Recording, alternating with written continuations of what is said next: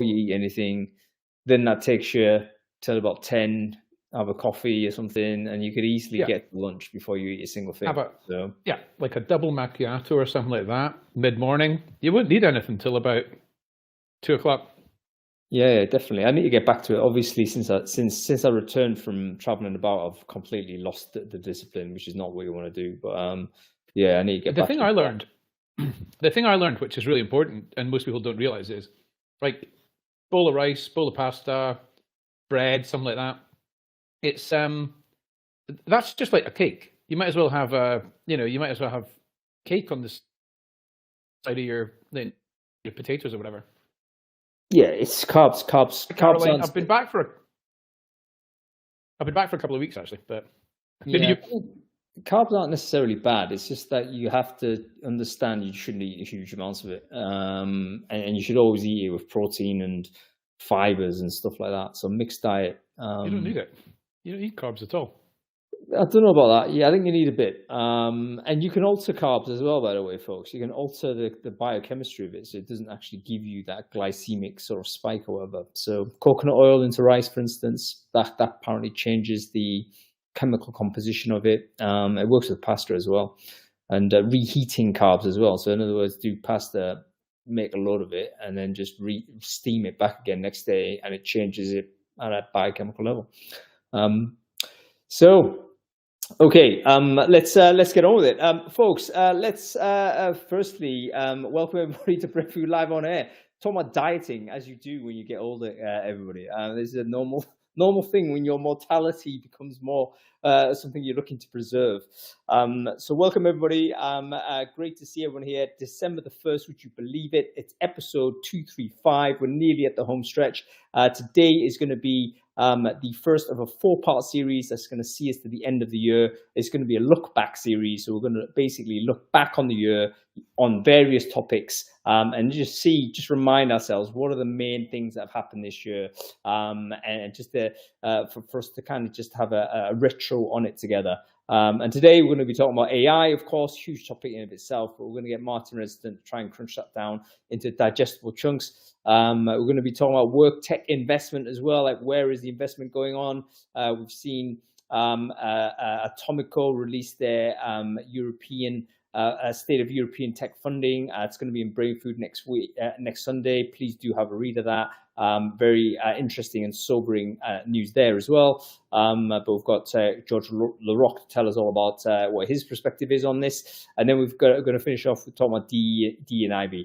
So in other words, where have we gone with diversity and inclusion in 2023? Have we gone forward? Have we gone backwards? Have we stayed the same? Where are we with that, particularly in these like challenging economic times? Anyway, I need to firstly check on sound because someone's saying they can't hear me. So I just want to make sure that's not me at all.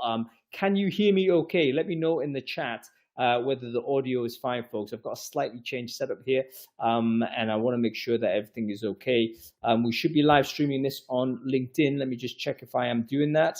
And if you're watching this on various LinkedIns, everyone's like live streaming. So thank you, Luke. Thank you, Adam. Thank you, everybody, for pushing this out. If you can hear me okay in those places, then fantastic. Are we live streaming? I don't think we are. Yes, we are. Okay, great. It seems that we're out there. Let us know in the comments whether the audio is fine there also. Okay. I can't hear you, by the way. I just know what you're saying because you say the same thing every week. Don't say that, mate, because I actually can't hear myself. So it's like I'm only kidding. I'm confused. I don't know sort of whether I'm on or not. But yeah, folks, make sure everything's okay. Thank you, Joe. LinkedIn confirmation. Right, we need to thank our sponsors, of course. Without our sponsors, we cannot do this show. So thank you for our sponsors. Every week they're stepping in, making sure this show stays on the road. And this week, who is it? Oh my God, it's the one and only Poetry, Adam Gordon. How coincidental. You're right here. Tell us a lot about Poetry, mate. Yeah, great. Okay, thank you for allowing me to sponsor your wonderful show. Poetry is a recruiter enablement workspace, and it consists of tiles which allow you to access solutions for recruitment marketing, recruitment operations, recruiter learning, and other tools like Boolean strings and battle cards and many, many others. The 40 solutions within the one workspace.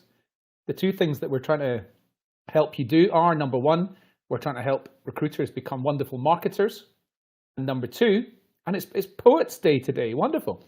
Thank you, Martin. And the number two thing we're trying to do is we're trying to eliminate toggle tax. The amount of time that people spend going from one app to another, trying to get their tasks completed. There's over 70 different workflows and steps that you need to take in talent acquisition.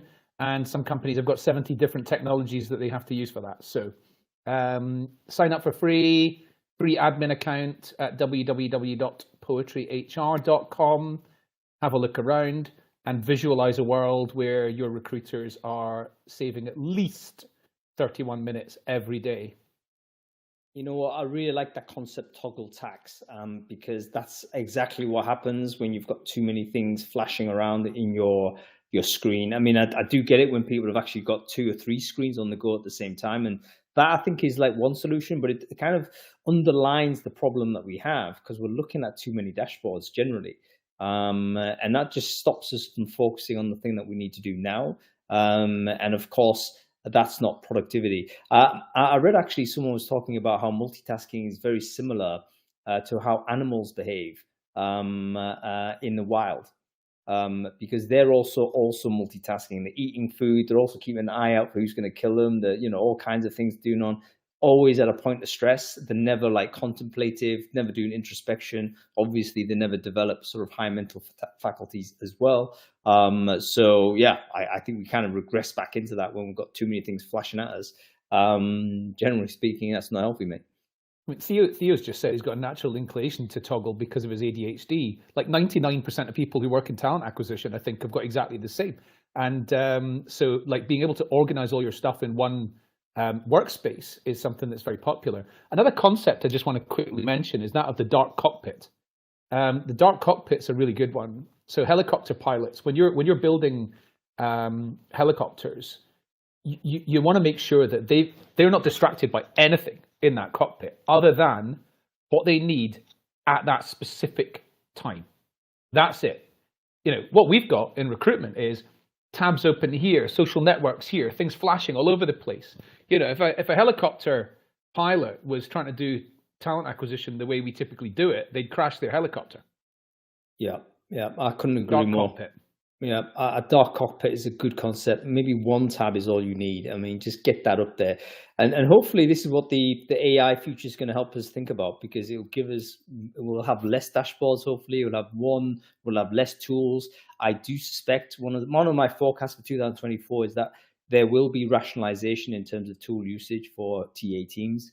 In other words, companies will not only do it on a cost measure, but in other words, scrutinizing utilization of technologies that have been bought and purchased before they agree to renew. But also they're going to look at, okay, is there a singular tool that can help kind of do more of that? We know ATSs are expanding their capability, got products like yours coming into play. We've got AI kind of obviously maybe even replacing big chunks of work as well. So there's lots of things that might happen. Okay, we've whittled along a bit too much. Let's review the newsletter real quick and then get our guests on to review the year. Did you read the newsletter last week, Adam? And if so, what was interesting, man? Yeah, I did. So the first thing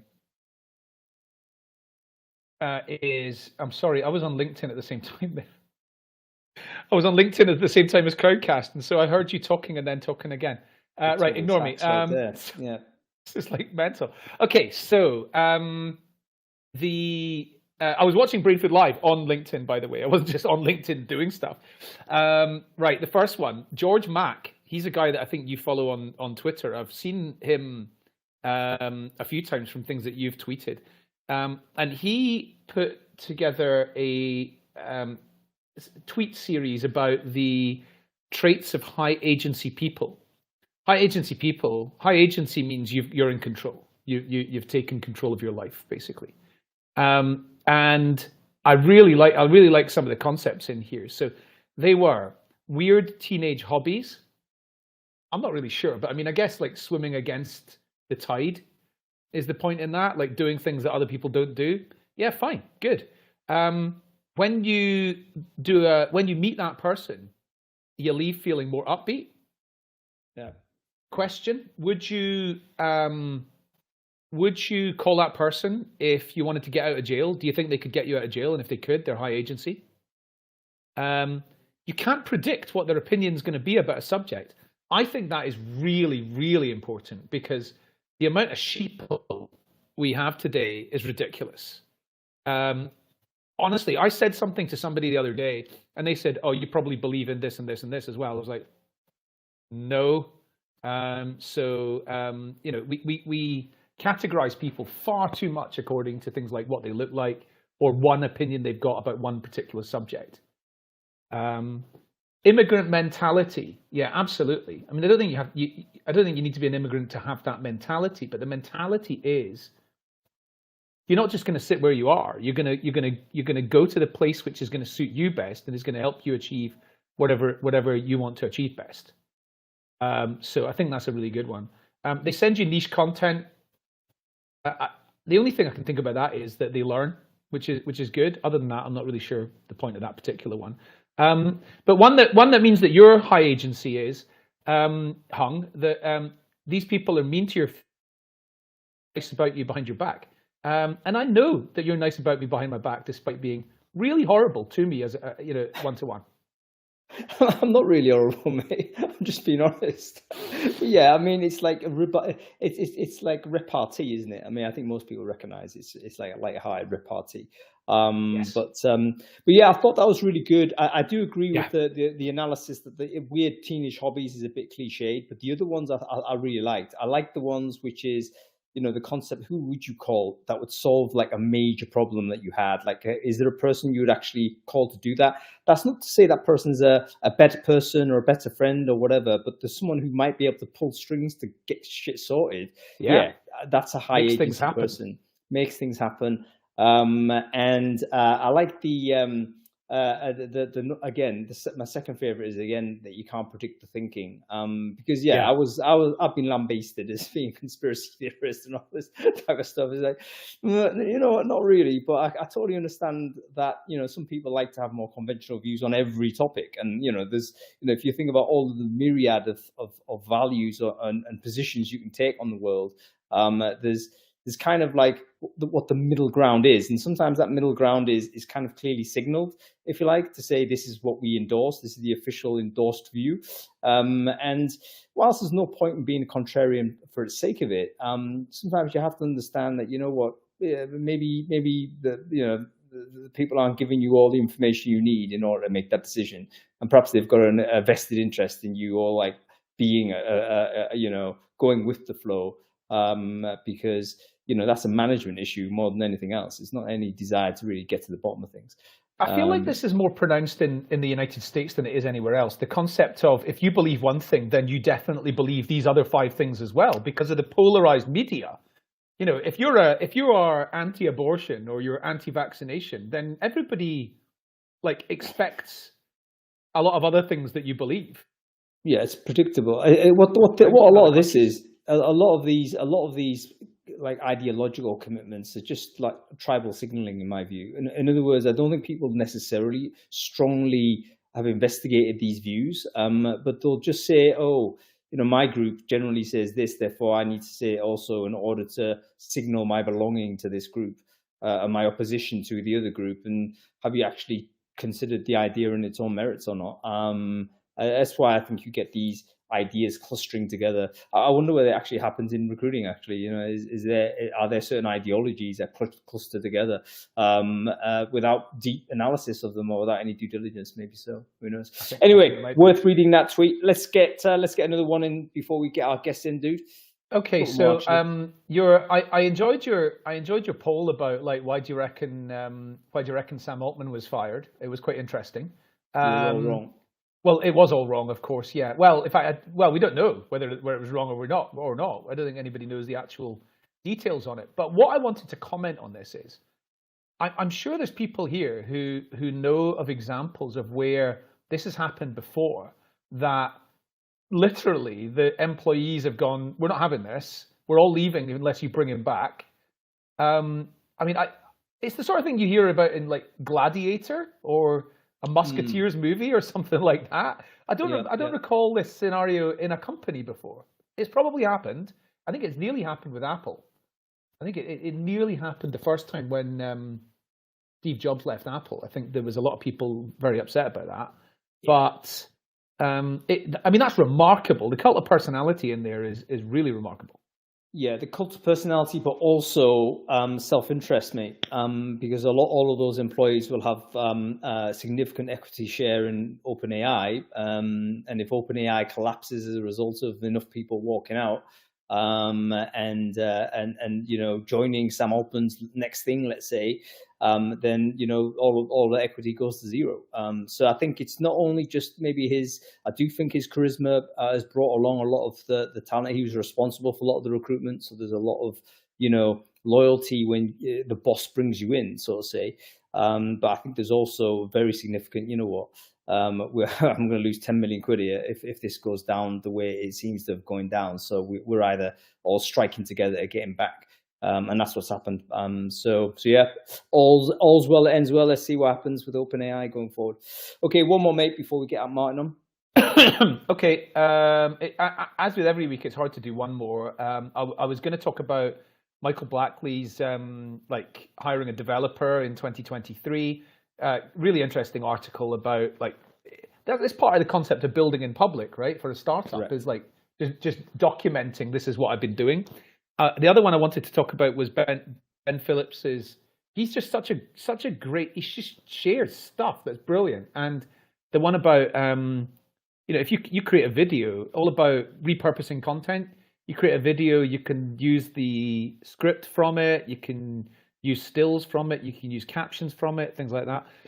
Anyway, I'm not going to talk about those. I'm going to talk about John Brooks's pricing article. Right, so John Brooks is a pricing specialist in recruiting, and he's published a thought piece about, I think it was based on some research. It was based on research, definitely, because there's stats in it, about how can recruitment agencies, you know, what's the current state of like differentiating through pricing? So a few interesting parts of it. The first is that recruitment companies seem to place an 8.4 score on the value they think they're delivering, whereas their clients place an average score of 6.7 on that. So the value that they're bringing is not, there's a misalignment there, which is quite interesting.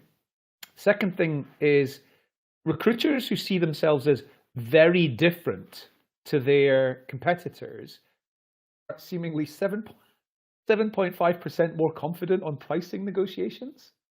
I mean, 7.5% doesn't sound like a huge amount, but like, you know, law of marginal gains and everything, you're going to succeed better if you can see yourself as very different.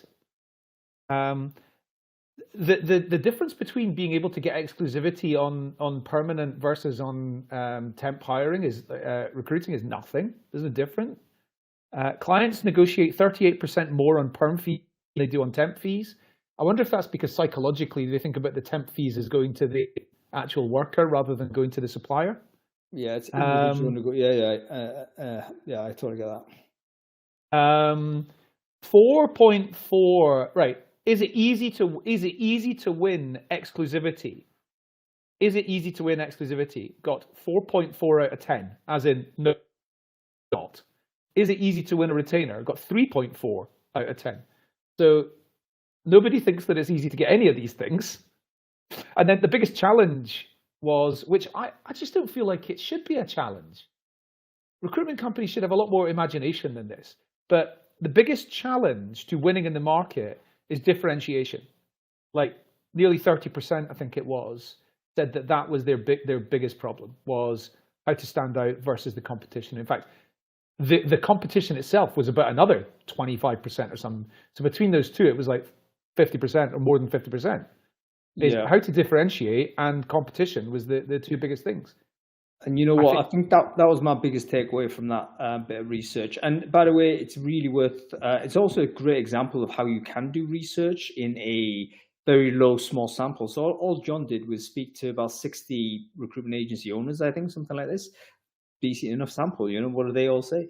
And it turned out that actually companies that thought of themselves, they deeply felt that they were different from their competition, had more confidence in negotiating better rates. Whereas if you kind of think, what, we're kind of just doing the same thing, then you're weak on that value prop.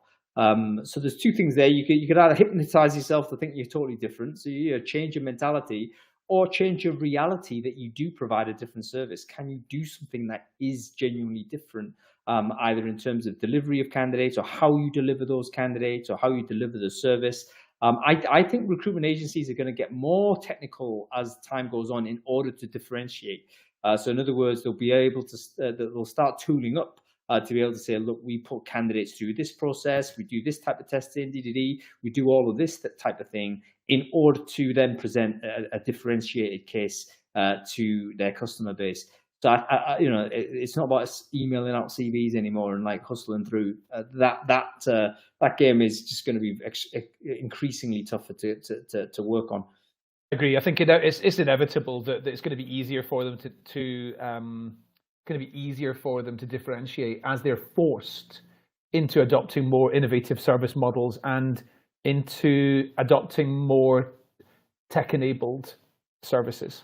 Yeah, it'll be interesting. Any agency owners watching this, let me know whether you have any plans to differentiate your services in 2024. Like, are you going to compete in some different way? Are you going to offer, a new wrinkle in terms of how you actually deliver your services? Anyway, let's get Martin Redstone on. He's been waiting patiently, and he may have actually even done some work for us. I hope he hasn't. But I've asked Martin to do the impossible, which is to crunch down what's happened in AI this year in 15 minutes. Let's see if we can do it. So folks, we are going to do a retro on AI. Let me know in the comments there, what's your one big takeaway from artificial intelligence this year? And by the way, I think the anniversary of ChatGPT was only a couple of days ago, so it is actually yesterday. 12 months. Yeah. Was it yesterday, Martin? Brilliant. Yeah. So yeah, it's very, very, very timely, very relevant. Okay, so I think most people know Martin Redstone, but for folks who don't, can you quickly introduce yourself, Martin? Who are you? What it is you do? Yeah, absolutely. So thank you, Hung. Good to see you, and also good to see you back on the show, Adam, as well. My name's Martin Redstone. I have been in the recruitment industry for the last 18 years, but for the last 6 years, I've been all about conversational AI in recruitment. And obviously over the last 12 months, that's kind of flitted a little bit more into generative AI. But yeah, I work with recruiters, both in-house and recruitment businesses, on implementing conversational and generative AI and upskilling them in conversational and generative AI as well. Yeah, and I understand that's like a very healthy market for you these days, Martin. So, it's fantastic to see that people are taking it seriously and starting to operationalize some of this technology that we're seeing. So, Martin, I did ask you kind of an impossible task when we had lunch the other day to say, okay, can we timeline this? Like, what are the big moments? If we think about ChatGPT being the big bang, like what other things have happened in AI this year, and particularly AI with recruitment? I mean, AI generally, but also AI in recruiting. So can you give us a quick timeline on these major events? How do you see the year? Oh, we've even got absolutely. You asked me to prepare something. Obviously, Mate, I didn't expect a slideshow, but we've got a bonus here, folks. Well, it's not a slideshow. It's a timeline. It's a timeline. So I know I've pretty much got about 3 minutes to go through this because obviously you two waffling on right at the beginning takes up half the show. So yeah, I mean, look, literally yesterday was the first year anniversary of the launch of ChatGPT. Apart from that, nothing really much has happened over the last 12 months, and that's the end of my presentation. No, I mean, look, 5 weeks to 1 million users, or not even, sorry, 1 week, 5 days to 1 million users, 5 weeks to 100 million users. But then February the 1st, the Plus version of ChatGPT launched because ultimately everybody was complaining, especially over here in Europe, that as soon as the US came online in the afternoon, we couldn't access ChatGPT. So that launched there to give us kind of access to faster servers and priority, etc., etc. Thanks, Adam. It was actually myself and a bit of Canva. But yeah, and then obviously at the same time, going back into the recruitment world, we started seeing use cases for generative AI appearing in recruitment. MetaView launched their first generative AI product, which was their AI Notes, on the same day that ChatGPT Plus launched. March was just a crazy busy month. The API for ChatGPT launched. GPT-4, which, if you remember all of the rumors that were going around about GPT-4 at the time, which was it's going to be AGI, it's going to be this, it's going to be that, but actually it's just, you know, a more souped up version of 3.5 ultimately. But then obviously later in the year we were able to add kind of multimodality onto that. Obviously in March we had GPT-4. We had Anthropic launch Claude, which is, you know, a very close competitor of ChatGPT now. We also saw Google launch Bard as well in March. And then again, on the recruitment side, Beamery launched their Talent GPT product as well. And then at the end of the March, you know, the world kind of imploded because Italy banned ChatGPT, and everybody said, right, that's it, that's the end of ChatGPT. It's got major issues from a data privacy perspective. The whole of Europe is going to ban it. Quick pause, Martin. Sure. So GPT, sort of ChatGPT's API launching basically unlocks AI for a lot of recruitment providers, isn't it? It kind of creates an opportunity for almost anybody to basically build a GPT wrapper, I guess, something to wrap around the AI that OpenAI have built.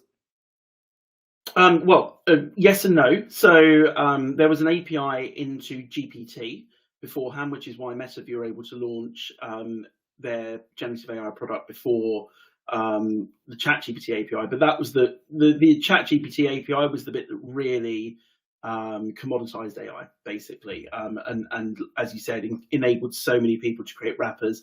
We saw kind of PDF, chat with your PDFs. We saw lots of different applications coming out really quickly post ChatGPT API launch. Yeah, absolutely.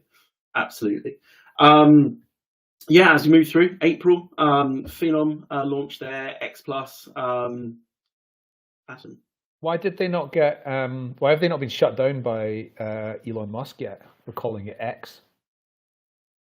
I think X happened after X, or Twitter happened after Phenom. Phenom's not shutting Twitter down, is it? No. I think it's a product called X. I don't know. I mean, Elon just probably has a GFY answer to that now after the interview the other day. So it's it's basically a standard response to everything now. But yes, I think it's very far down in his priorities behind, you know, Disney and Universal and people like that. And then, yeah, hallelujah, end of April, 1 month later, ChatGPT returns to Italy. The world can breathe a sigh of relief. Europe is not going to shut down ChatGPT. Not much happened across kind of May through to July. We saw plugins, obviously, which were going to be the next big thing. You know, the app store of generative AI come to ChatGPT Plus, as well as access to the internet, which was closed down very quickly after that. But then July, that's July the 22nd, not the year. ChatGPT then launched custom instructions. Now, this started giving us the ability to start personalizing the experience with ChatGPT a little bit more, and that kind of started leading us towards the thought process around how can I structure ChatGPT in my own way. Now, just, you know, kind of like small little plug for my training stuff. But then we had Enterprise in August launch. So finally, ChatGPT was being used very much by the individuals, and now a business could buy an enterprise license for ChatGPT. That also came with things like privacy and security features that they don't have in the consumer version. So really started to enable businesses to take more advantage of ChatGPT. And then, yeah, mid-September, we finally got access back again to the internet through ChatGPT, which was great. And then towards the end of it, this multimodal version of ChatGPT that we were promised back in March with the launch of GPT-4 became a thing. We were able to import images, ask questions and prompt on those images, and the same with voice as well. Now, the last couple of months have just been super exciting, as far as I'm concerned. From a recruitment perspective, October saw the launch of probably the most popular candidate-focused generative AI product, which was AI Apply.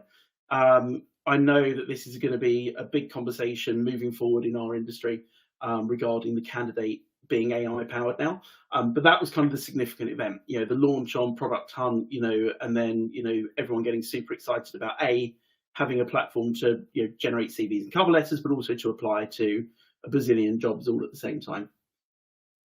And then we enter the roller coaster of November, absolute and utter roller coaster of a month, which I could have probably filled the whole timeline. So I've kind of condensed it down as much as possible.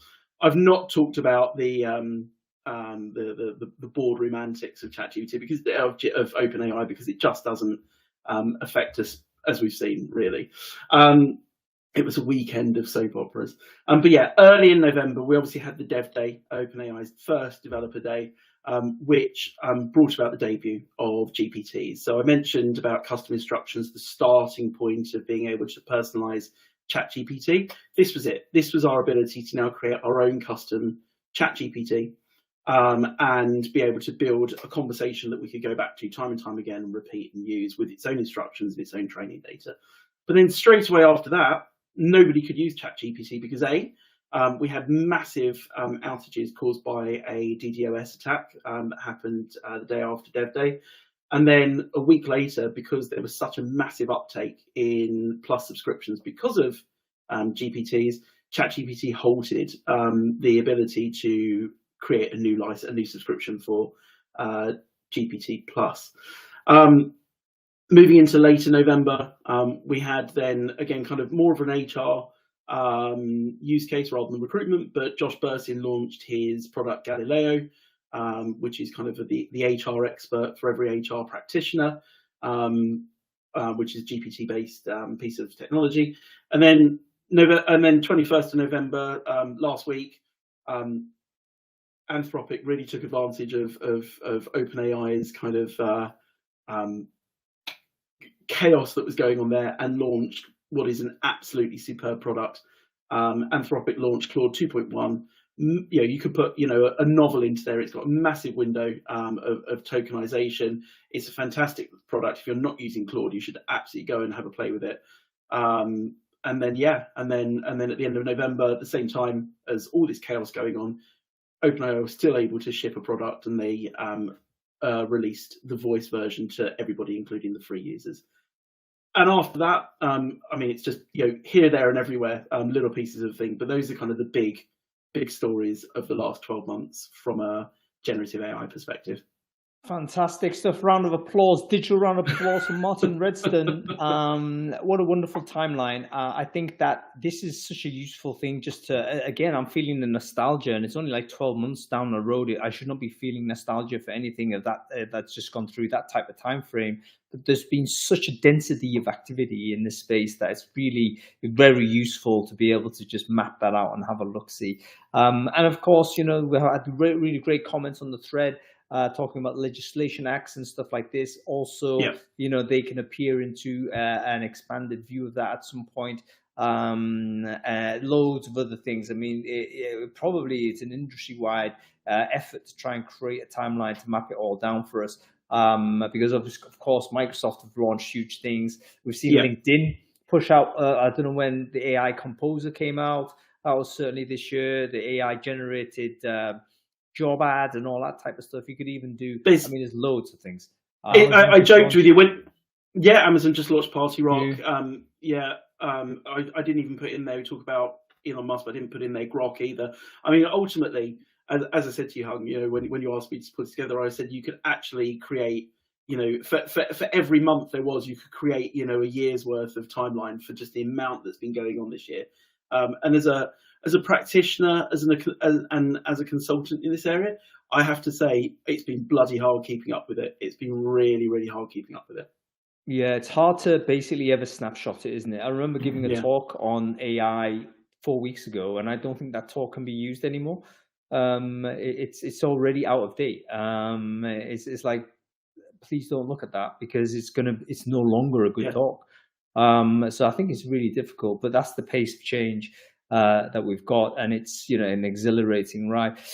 Give us a summary of all of that, Martin. So basically, it's mainstreamed. We've got, as you say, it's also been commoditized at the software development level, and recruiters seem to be adopting it, right? So where are we with recruiter adoption of AI in your perspective, from the companies you're speaking with? In all honesty, nobody I'm speaking with has got an enterprise agreement as yet, apart from some of the kind of bigger organizations. But it's still very much at the individual user level. And the vast majority of people are still experimenting, which is kind of why I ended up starting up some training stuff. It was just literally people asking me because they were playing with it, they experimented with it, they didn't know how to get the most out of AI tools that were available to them from a consumer perspective that they could use in business. So I don't think that we are, even though probably almost 100% of people would have heard of it, 87% of people probably have tried it. I don't think there's that many people that feel as though they are confident enough to be using it at a really productive level just yet. I think people are still using it and using it well, but I don't think it's become part of our everyday productivity suite just yet. And I think with the launch of Copilot, certainly for people who are Microsoft users, that's going to expedite that no end.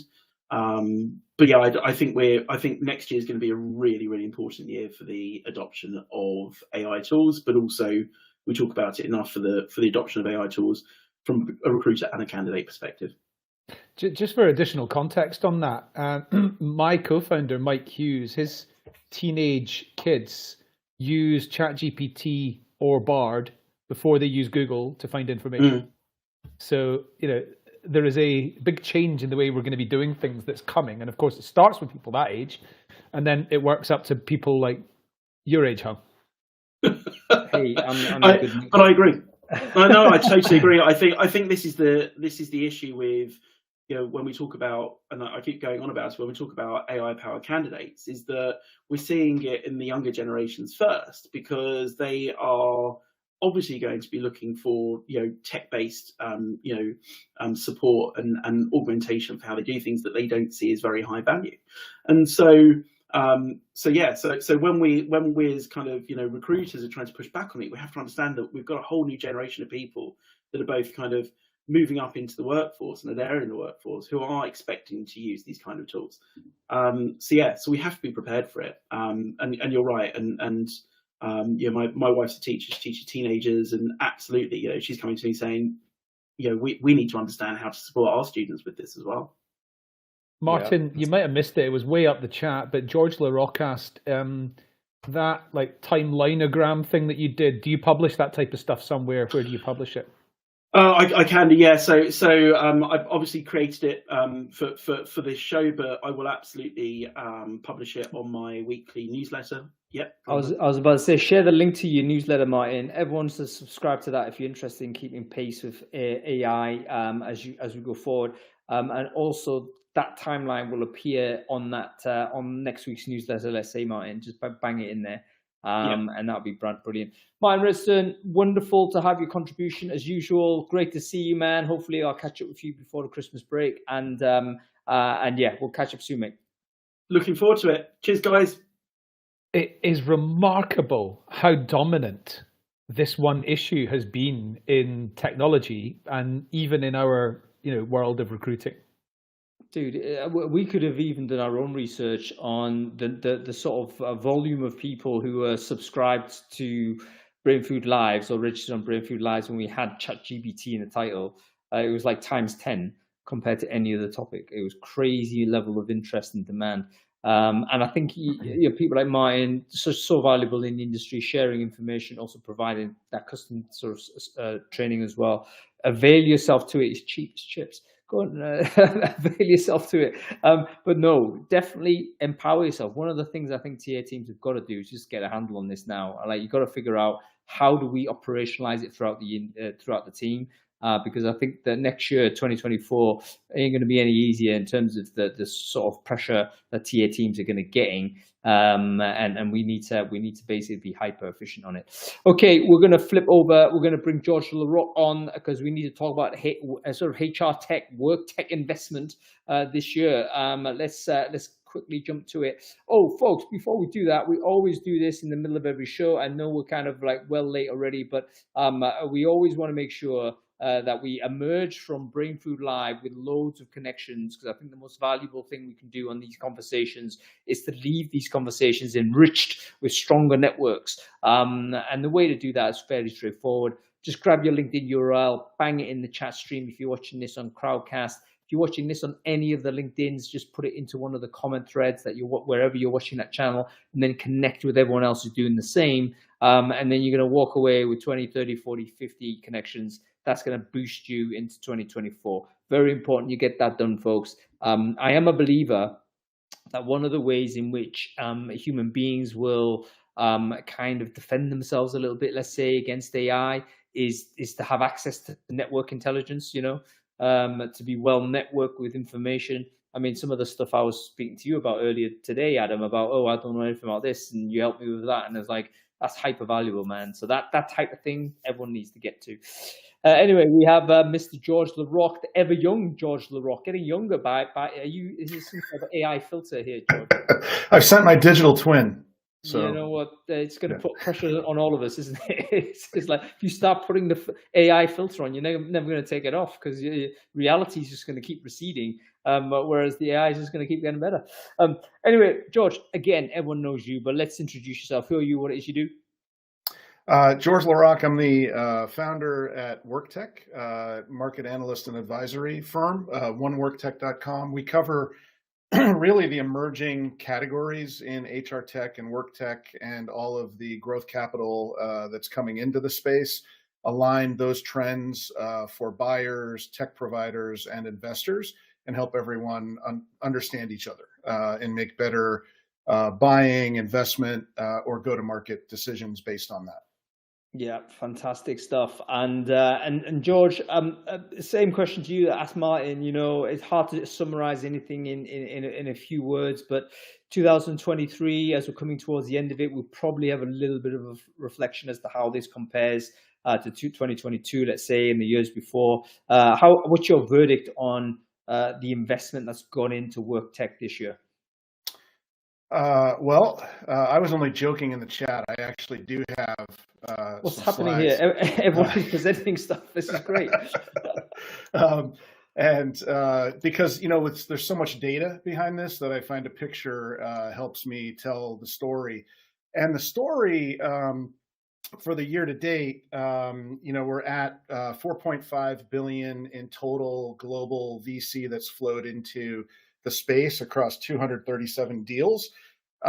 So when you look at that chart, those big stacks are 21 and 22. 2022 was driven really by the first half, but those were anomalies. We're looking at 2018 to date, and prior to 2018, which was 4 billion, 2019 was about 5 billion. Prior to 2018, we had years like 1 billion, 1.2 billion, hundreds of millions. So from when you really step back, it looks like you take those anomalies out of the picture, and we're sort of on par with 2018, 2019, 2020. But just like the economy at the macro, it looks really good, but for a lot of different reasons, when you zoom in, it's kind of painful. It's painful to drop from those. A lot of people adjusted their mindset, adjusted their their attitude toward raising capital or investing to what became an anomaly from 2021 and 2022.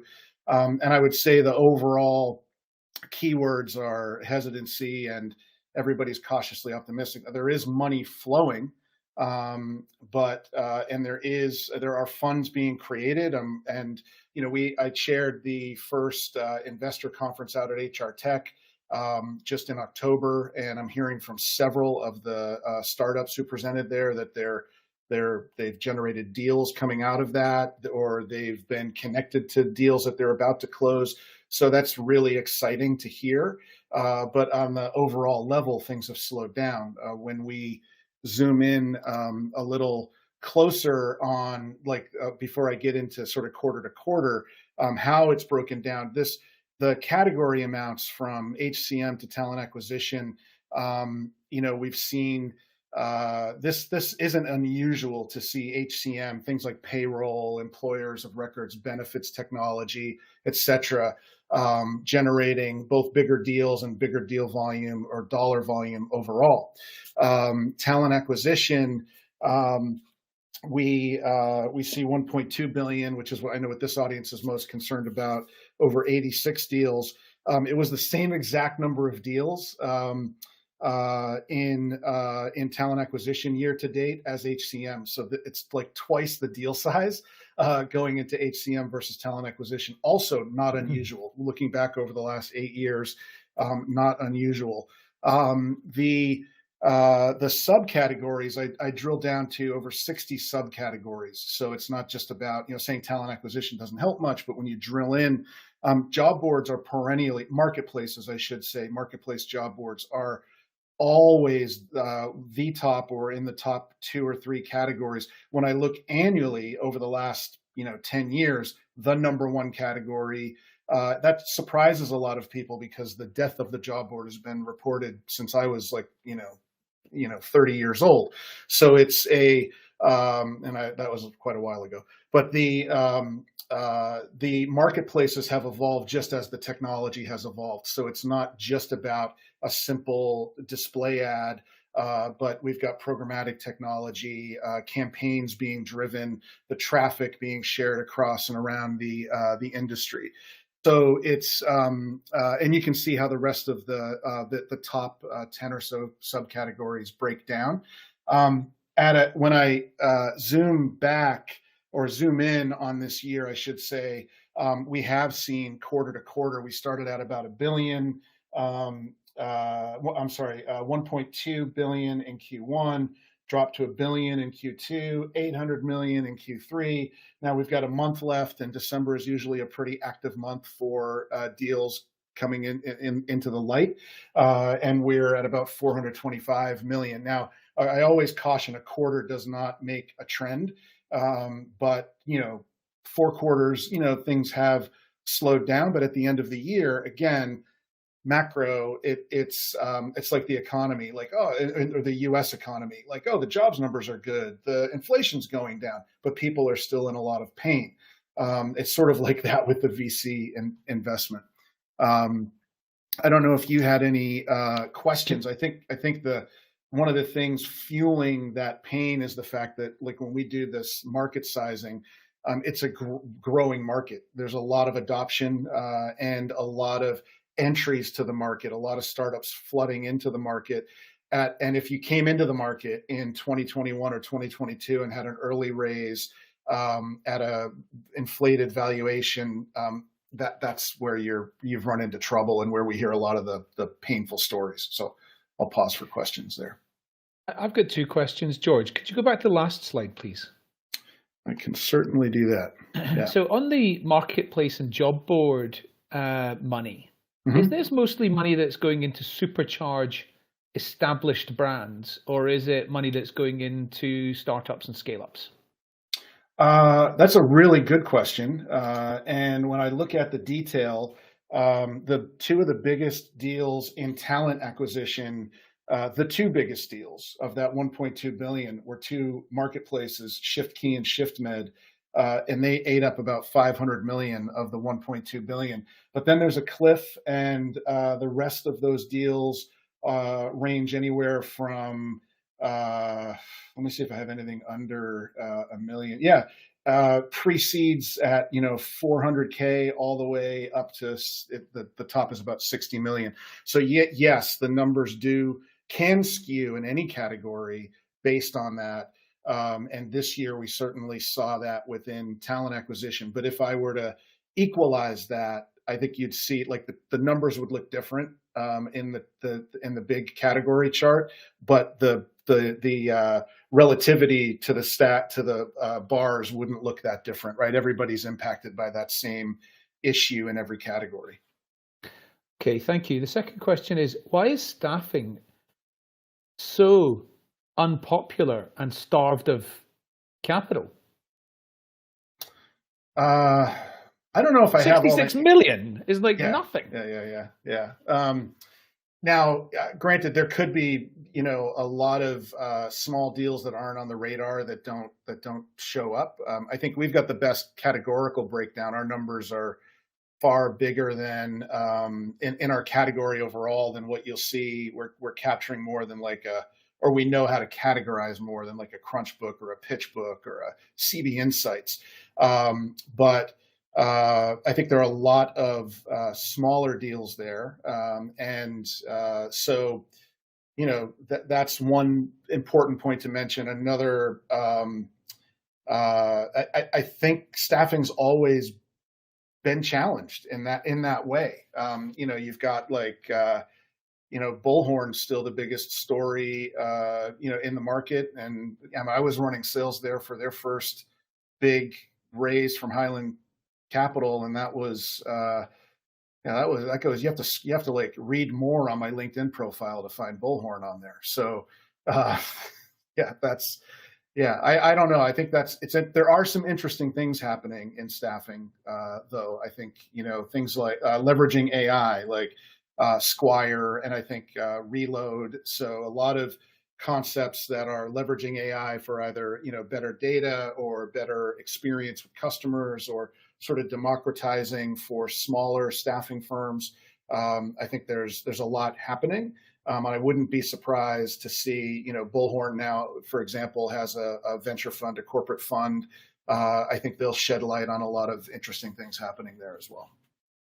Yeah, and it's important to know, I think in the sidebar there, we're talking about staffing technology, right? In the sense of this is a category of software that is targeted towards third-party agencies, is what we're talking about, rather than staffing agency per se.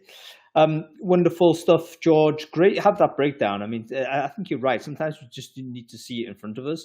But the key things I'm taking away from that is the expectations have been set at such a high level over the 21-22, as you mentioned, first part of 2022 period. That's had a shocking recorrection. All of us are kind of shocked by this, but we're well into the shock now. We're kind of 18 months in, and we're probably now kind of just need to gird our loins, so to speak, for the future, because that was, as you say, kind of an aberrant wave of optimism post-pandemic lockdown, and the potential future that we thought we might be seeing.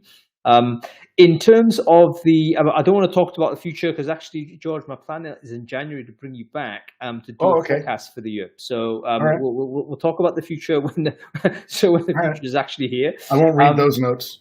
No, but in terms of the sort of the pain points, as you say, companies that are, I wouldn't say overraised, because they probably made the right decision to raise at that value at that time. Everyone thought it was going to be like a forever growth period. What's the prognosis for those folks? Is it just endless pain for them, or how do they best recover from having raised too much? I mean, I guess that's the situation now.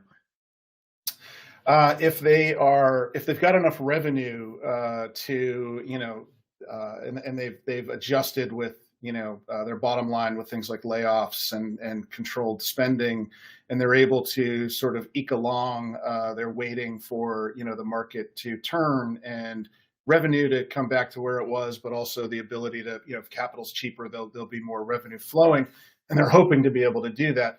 Some, though, you'll see exit at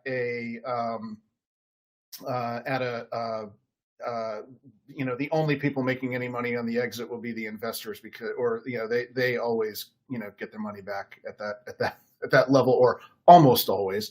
And so I think we've been, when I talk to folks on the buy and sell side in the M&A market, whether it's corp dev folks or private equity or banks or advisors there, I think a lot of the consolidation, a lot of the bigger exits, I think they've been while there have been some of that, it hasn't been as much as expected, and they're still expecting a little more. I think, anybody that raised that kind of, like packed their rocket full of that much fuel thinking they're going to IPO and go to the moon, better be, thinking of redesigning, away from a rocket, because that's not going to, the market doesn't look like it's going to support, in our space, it doesn't look like we're going to see any big IPOs, or if any, in the next year or so. So I think there's going to be a lot of pain. There are going to be some exits.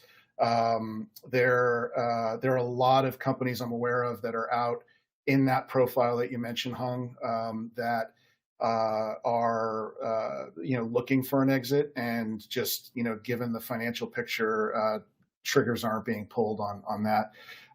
The good news on the M&A side is that my friends at Venero Capital Advisors, they gave us some data at the summit. I guess it was late October, and we saw valuations really drop in 2022 to where the average multiple was 4.7x and the median was 6.2. That doesn't sound good to any of the founders out there. In 2023, at that point last year, it had bumped back up.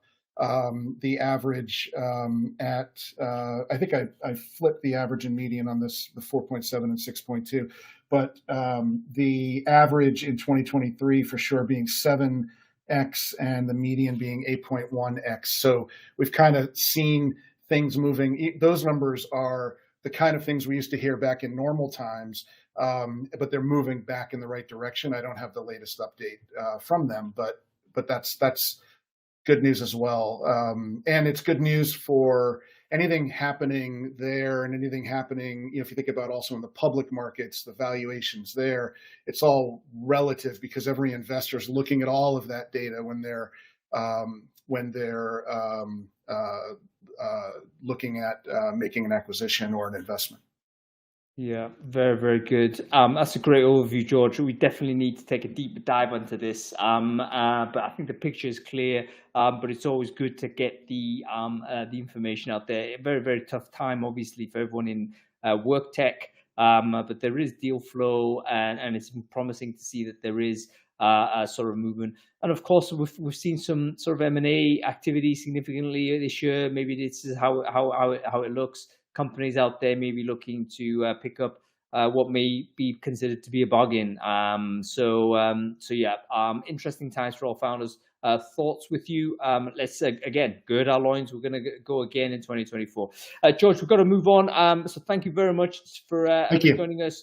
Sorry, just one quick clarification. There's a question about what are you talking about in terms of multiples? Multiples of what? They've done enterprise value to revenue. Yeah, it's all revenue. Cool. Yeah. Thank you very much. Paul, I'm afraid we're going to have to not bring you on for this show. I really am sorry.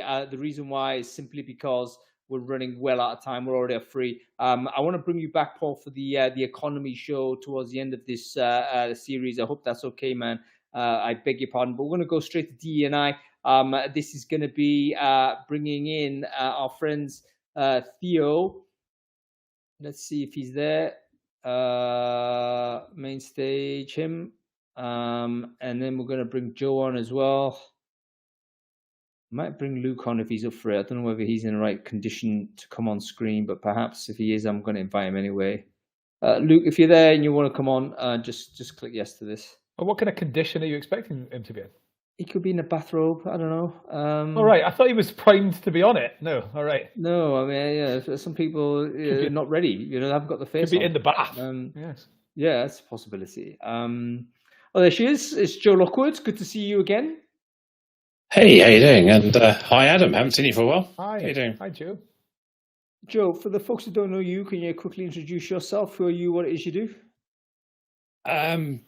In simple terms, I'm the inclusive culture expert, professional speaker, trainer, consultant, and all-round fabulous friend of Hung and the community.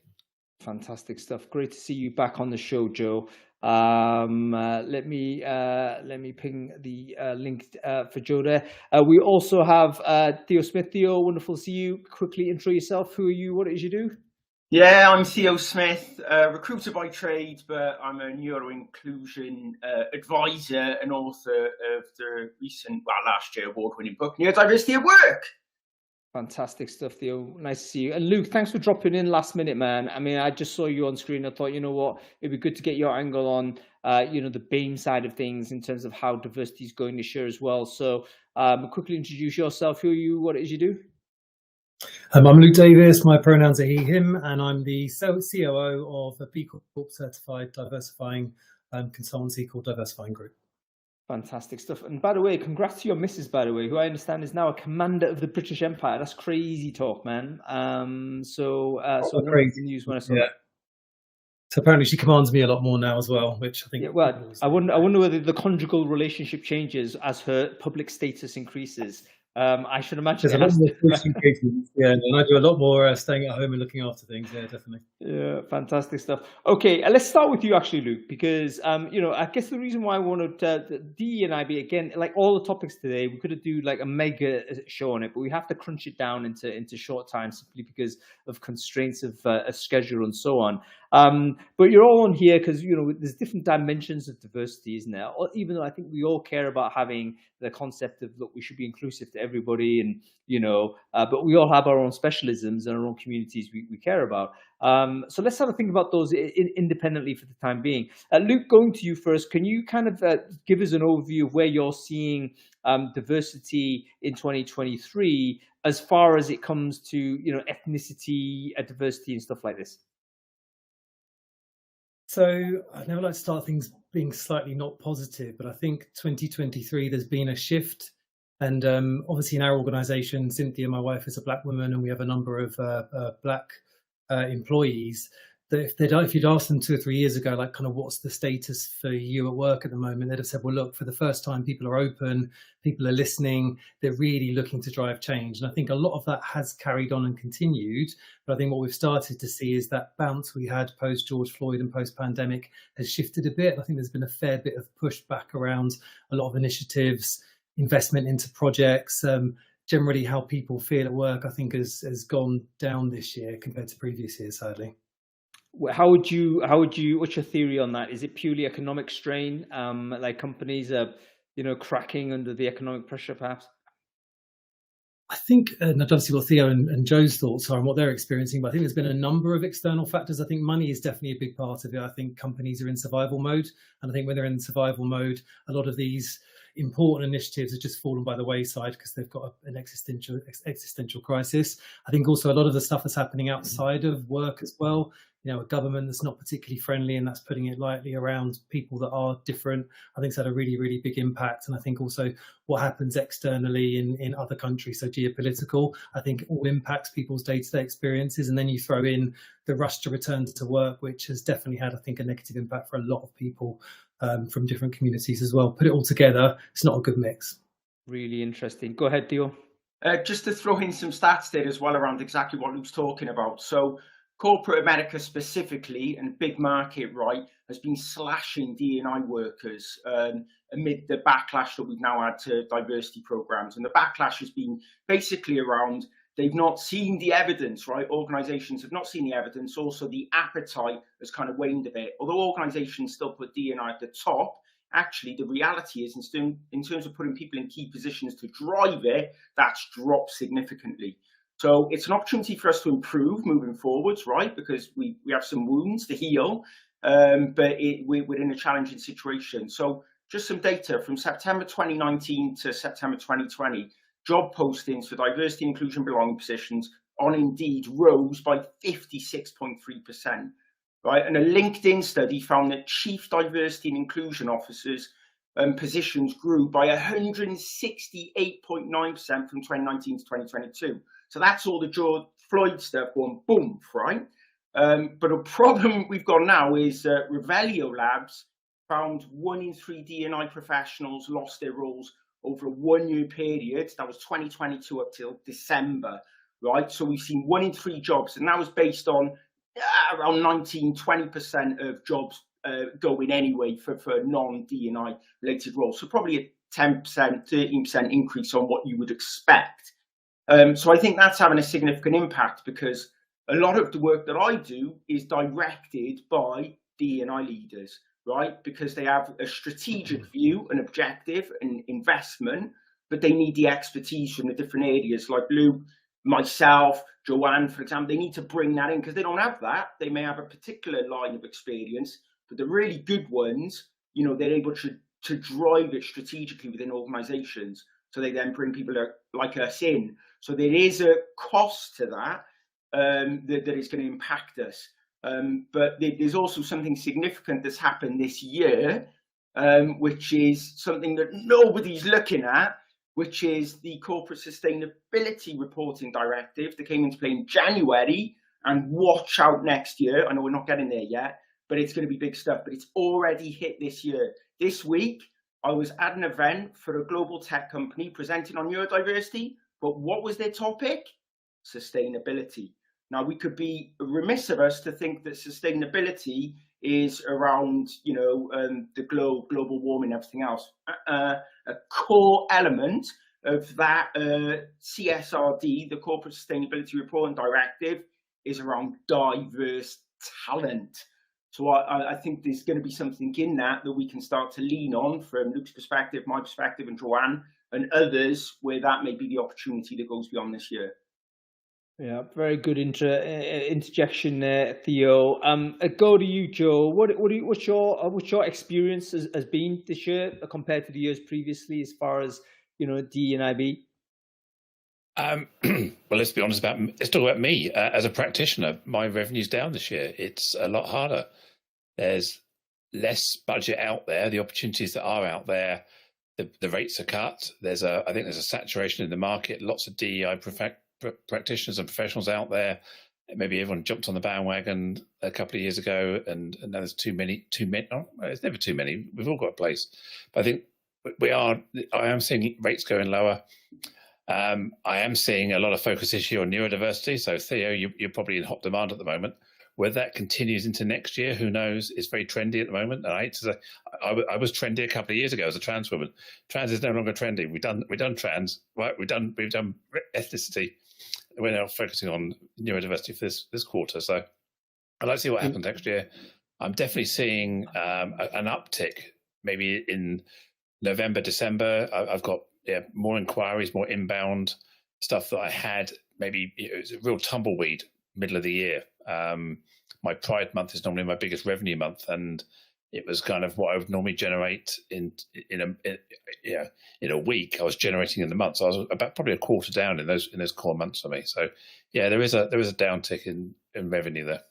You mentioned a bunch of interesting things there, Joe. Give me a second, Theo. Firstly, thank you for being honest. You know, that's very refreshing and very, very strong of you. I think everyone can probably align with that. You know, 21, 22 record years. We've seen that huge sort of chart that George produced. All that money was potentially going into, you know, recruitment technology, consultancies, headcount, etc. That's been slashed. So we all know where we're at with things. And you mentioned also that the kind of the focus, if you like, the spotlight as to what type of diversity is the thing that people are driving towards seems to shift. So, you know, I'm not sure whether this is a good or bad thing. It seems to me maybe it's both, in the sense that, you know, there's more. We're deepening our understanding of diversity, if you like. There's more than just one thing. But perhaps a little bit more disquieting view might be it's a little bit more like bandwagony, in the sense of here's the latest thing. So it's almost like a trend that you need to attach yourself with. We've heard of the term pinkwashing before. We've heard of greenwashing before. We've heard blackwashing before. Is it so? Maybe it's a little bit of like the commitment's quite ephemeral, rather than, it is. I mean, you know. I avoid focusing on diversity as a kind of a word, as a demographic in those sort of terms. For me, it's all around culture. It's all around belonging. It's all around creating better environments for people to thrive. So that's what I talk about, and I think that fits into the well-being that is still core to many organisations. So yes, I think if we can move past talking about diversity and shift into creating cultures, creating into belongingness, and look at psychological safety and all the great things we know that create great working environments, then broader demographics. I hate the word diverse talent. I prefer broader demographics, or people from a variety of backgrounds will succeed and thrive in those environments. Yeah. Can I just say that, like everything that you've talked about in terms of 2023 has been a down year in the world of DEIB. I am minded of the concept of like Maslow's hierarchy of needs, and I'm thinking about this in terms of a corporate organization, right? I'm also thinking about it in the context of every recruitment tech startup, you know, in the world has probably not had the 2023 that they would have expected. But the difference is that DEIB is not something that should be switched off. That's not something that, it's not for Christmas. That's for, you know, that's not a thing where, I've said in the chat here, it'd be interesting to see a list of the companies who had, you know, more people focused on this, either as a leader or, you know, in jobs, or were commissioning people like Joe and Theo to work with them, and who now don't, because, you know, that's just a list of companies who don't really care about this issue. It shouldn't be part of the Maslow's hierarchy of corporate needs. They in-housed it. I mean, because maybe the maturity model of many organizations has progressed slightly. Maybe they've got more in-house expertise. Maybe they're not using practitioners. Budget gets cut. We know the first thing that gets cut is contingent workforce, is practitioners, is consultants. Maybe it's that reflection. I don't think that's true though, Joe, because if you're looking at people who've been made redundant, as Theo says, a great deal of that has come from DE&I who are permanent employees. So what's happened there is that we've pushed people out. A lot of those folks, I think, have now become competitors in the consultancy space, because they've had to, you know, oftentimes these tough times will create entrepreneurs reluctant or otherwise. So so I don't think it's a case where internally we've got to the point where we don't need consultants. It's more, I think sadly it is a kind of a shift of priorities. It's like, okay, you know, this is important when we had lots of money, but now it ain't so important because we got no money. That's the reality as I see it. Theo, thoughts on that? So yeah, just want to touch on a point that Joanne mentioned earlier, which is around the popularity of certain topics, and she's absolutely right. So neurodiversity, big topic, right? Boom, flashed year. This year, though, loads of negativity around it in the press. Tons. Loads of people saying ADHD, oversubscription, too many people are saying that ADHD. Loads of negativity around that, whereas actual fact, only 1 in 3 or 4 of those with a ADHD diagnosis are women, right? So we've got a huge swathe of women who never got a diagnosis, never got recognition, and are now searching for that. So that increase is down to a lack of diagnosis, not we now have overdiagnosis.